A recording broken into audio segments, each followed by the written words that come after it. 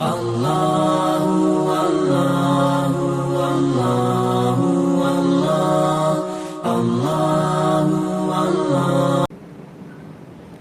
ایھا الذین آمنوا اتقوا اللہ ولتنظر نفس ما قدمت لغد واتقوا اللہ.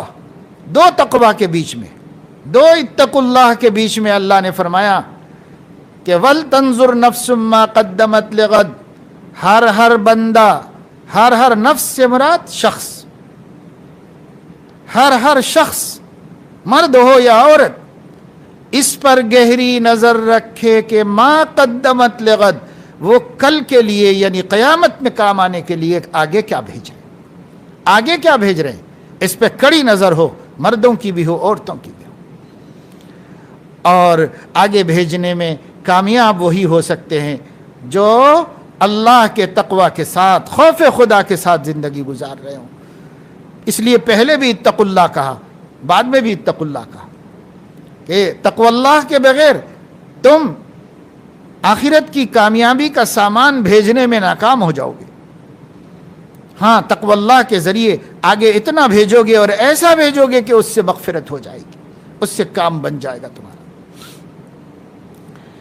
تو اب یہ جائزہ رکھنے کے بجائے کہ میں اپنی آخرت کے لیے آج کیا کمائی اور کل کے مقابلے میں کتنا اضافہ کیا، حساب کتاب تو یہ رکھنا چاہیے تھا. یہ حساب کتاب رکھنے کے بجائے وہ کیا کما رہی ہے، اس کا کیا ہو رہا ہے، وہ کیا کر رہی ہے، اس کے گھر میں کیا ہو رہا ہے، اس کا شوہر کیا بول رہا ہے، ان کے گھر میں کیا اتفاق ہے، اختلاف ہے. اور اگر اتفاق ہے تو ایک آنکھ بھر کے بھی نہیں دیکھا جا سکتا کیا کیا جائے کہ اختلاف ہو جائے. کوئی میاں بیوی اچھے رہ رہے ہیں، خوش رہ رہے ہیں، وہ خبروں سے بھی خوشی نہیں ہے. کیا کیا جائے کہ وہ لوگ خوش نہ رہیں. اور آپ ہمارے شوہر بہت اچھے رہنے، بہت آرام سے، بہت مزے سے رہنا، ہم تو رہیں مزے سے، لیکن اب دنیا میں ہمارے علاوہ کوئی نہ رہے مزے سے، کوئی جوڑا خوش نہ رہے، بس ہم ہی خوش رہیں بس دنیا. توبہ توبہ، ایک مومن کی زندگی ایسی ہوتی ہے. ذرا ازواج مطہرات کے حالات پڑھو. حضور علیہ السلام کی بیٹیوں کا تو زیادہ زمانہ ایک ساتھ نہیں گزرا، اور حضور علیہ السلام کی بیٹیوں میں سیدہ فاطمہ رضی اللہ تعالیٰ عنہا کے علاوہ کسی کے زیادہ تفصیلی احوال ہمارے سامنے نہیں ہے، تو ان کے پڑھو اور ازواج مطہرات کے پڑھو. حالانکہ وہ سوتنیں تھیں اور فطری طور پر سوتنوں کو آپس میں کچھ نہ کچھ پرخاش رہتی ہی ہے، کتنے بھی نیک رہیں کچھ نہ کچھ تو رہتا ہے. نفسیاتی طور پر ازواج مطہرات میں بھی وہ اپنی نیچر تو تھا ہی، لیکن اس کے باوجود انہوں نے دین کو اپنے اوپر غالب کر کے کیسی پیاری زندگی گزاری، اور ایک دوسرے کا کتنا احترام کیا، اور ایک دوسرے کو ساتھ کس قدر غائبانہ طور پر بھی کبھی کسی کی برائی نہیں سنتی تھی ازواج مطہرات. اور ہمارا حال یہ ہے کہ ہم اپنی سگی بہنوں کو خوش نہیں دیکھنا چاہتے، اپنے بھائی کو خوشحال نہیں دیکھنا چاہتے. ارے بھابھی غیر ہوگی لیکن بھائی تو تمہارا ہی ہے، پر اس کی بیوی ہے تو وہ تو اس کے ساتھ خوش رہنا چاہتا ہے. اور اگر تم یہ سب معاملے کرتے رہو گے، فتنے، ایک بول بولا اور ان کی خوشیوں پر آگ لگا دی. ایک جملہ زبان سے نکلا اور اچھے خاصے لوگوں کو لڑا دیا. ملنے آئی تھی اپنی اماں سے، لیکن بہو کو نظر سے گرا کے چلی گئی. اور پتہ نہیں ہے کہ تمہاری بھی ایک ساس ہے، وہاں بھی کوئی تم کو گرانے والی موجود ہے. سوچنا چاہیے.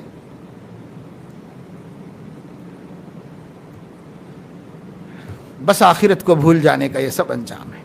نہیں سمجھ رہے ہیں کہ ایک دن مرنا ہے اور حساب دینا ہے. کیسے کیسے گھر اجاڑے موت نے، کھیل کتنوں کے بگاڑے موت نے. وہ موت ہمارے لیے نہیں ہے، وہ موت ہمارے لیے بھی ہے، لیکن ہم اس موت سے ڈر نہیں رہے. کبھی بھی آ جائے گا فرشتہ، سامنے کھڑے ہوگا، دو ہاتھ جوڑیں گے، منت کریں گے، خوشامد کریں گے، سیکنڈ بھر کو بھی رکنے کے لیے تیار نہیں ہوگا. کب کریں گے آخرت کی تیاری؟ کب اچھے انسان بنیں گے؟ یاد رکھو کتنی نمازیں پڑھتے ہوں گے آپ کتنے روزے رکھتے ہوں گے، تہجد گزار ہوں گے، تمام نوافل پڑھتے ہوں گے، خوب قرآن پڑھتے ہوں گے، خوب عبادت کرتے ہوں گے، لیکن اگر آپ کی زبان دو دلوں کو کاٹتی ہے اور آپ کی زبان ملے ہوئوں کو بچھڑاتی ہے اور آپ کی زبان اچھے خاصے گھروں میں فتنہ مچاتی ہے، تو آپ کی ان عبادتوں سے آپ نجات نہیں پا سکتے۔ نجات پانا ہو تو اخلاق کو درست کرو، نجات پانا ہو تو ایک دوسرے کا احترام سیکھو، ایک دوسرے کی عزت کرنا سیکھو۔ ہمیشہ یہ خیال کرو کہ مجھ سے زیادہ میری بہن خوش رہے، چاہے وہ بہن سگی ہو، چاہے وہ بہن سسرالی ہو، مجھ سے زیادہ یہ لوگ خوش رہیں۔ اس کی آرزو کرو، اس کی تمنا کرو اور اس کی کوشش کرو۔ کیوں؟ حضور علیہ السلام نے فرمایا لا یؤمن احدکم حتی یحب لأخیہ ما یحب لنفسہ، تم میں سے کوئی شخص اس وقت تک مومن نہیں ہو سکتا جب تک کہ وہ دوسرے کے لیے وہ پسند کرے جو اپنے لیے پسند کرتے۔ کیا مطلب؟ آپ کو گالی دے آپ پسند کرتے ہیں دوسرا؟ نہیں، تو آپ بھی دوسرے کو نہیں دیں گے۔ آپ کے شوہر کے درمیان میں کوئی درار ڈالے پسند کرتے ہیں؟ نہیں، تو آپ بھی دوسروں کی ازدواجی زندگی میں دخل مت دیجیے۔ ہاں کوئی بچھڑے ہوئے ہوں تو جوڑنے کا کام کر دو، مگر جڑے ہوئوں کو بچھڑانے کا کام مت کرو۔ آگ مت لگاؤ زندگیوں کے اندر، خوش رہنا سیکھو، خوش رکھنا سیکھو۔